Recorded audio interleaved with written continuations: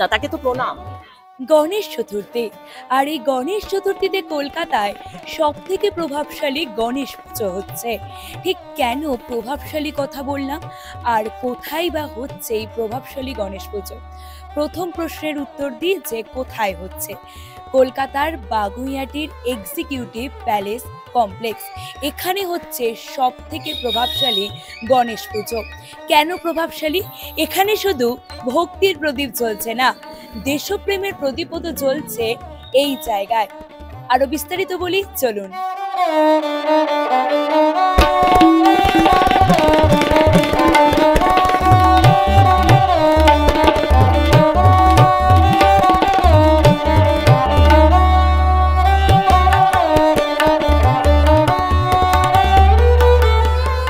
বীর গণেশ রক্ষা কে দেবতা, এই থিমে সাজানো হয়েছে গোটা প্যান্ডেল, যেখানে কাশ্মীরের পেহেলগাঁওয়ের যে সমস্ত শহীদরা রয়েছেন তাদের প্রতি সম্মান এবং তারই সঙ্গে অপারেশন সিঁদুরের বীরত্ব, এই দুই যেন জীবন্ত হয়ে রয়েছে ডিজিটাল প্রযুক্তির ছোঁয়ায়।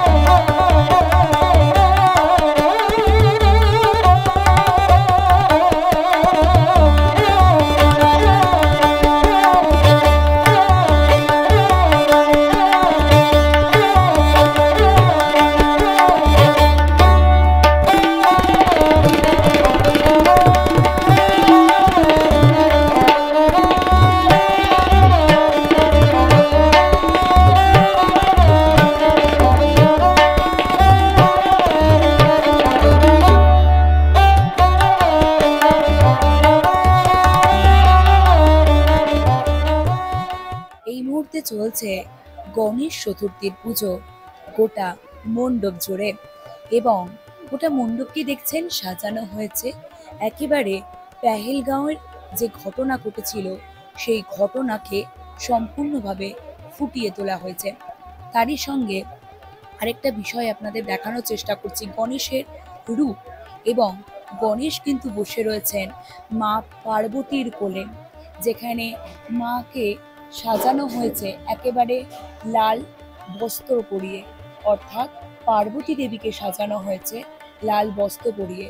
রয়েছে পার্বতী দেবীর গায়ে অলংকার, ঠিক একটি বাচ্চার যেরকম মুখ হয় সে ধরনের মুখই কিন্তু ফুটে উঠেছে এখানকার গণেশের মধ্যে। এবং এই প্রভাবশালী গণেশ কিন্তু নীল বস্ত্র পরিহিতা। সব মিলিয়ে আপনাদের সামনে কিন্তু তুলে ধরলাম এই যে মণ্ডপ সজ্জার পাশাপাশি এখানকার থিমেও ঠাকুরের মুখেও যে অভিনবত্ব নিয়ে আসা হয়েছে। আমরা এই ক্যাম্পাসের লোকেরা এই 5 বছর ধরে এই পুজোটা করছি।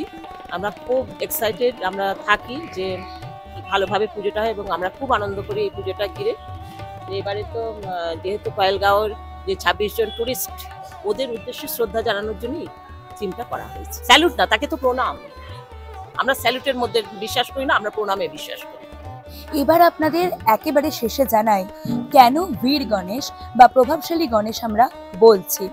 তার একটাই কারণ, এখানে দেশপ্রেম, ভক্তি এবং প্রযুক্তি একেবারে যেন মিলন মেলা। তাই এই গণেশকে এই গণেশ চতুর্থীতে আমরা বলছি বীর গণেশ বা প্রভাবশালী গণেশ। এইভাবেই ভক্তির প্রদীপ এবং দেশপ্রেমের প্রদীপ যাতে একই সাথে জ্বলে, এই বার্তা দিচ্ছেন এই কমপ্লেক্স।